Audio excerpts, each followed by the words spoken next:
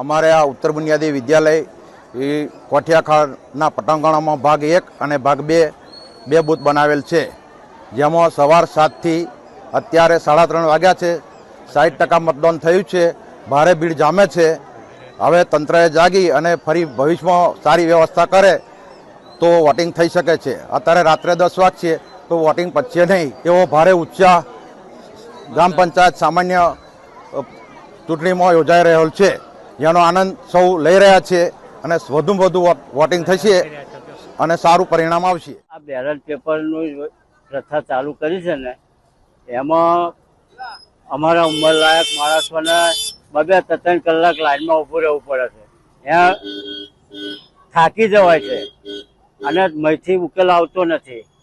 અત્યાર સુધી કેટલા મતદારોએ મતદાન કર્યું?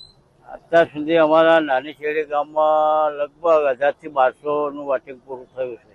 અને કેટલા બાકી છે? બાકી 500-600 રહ્યા છે.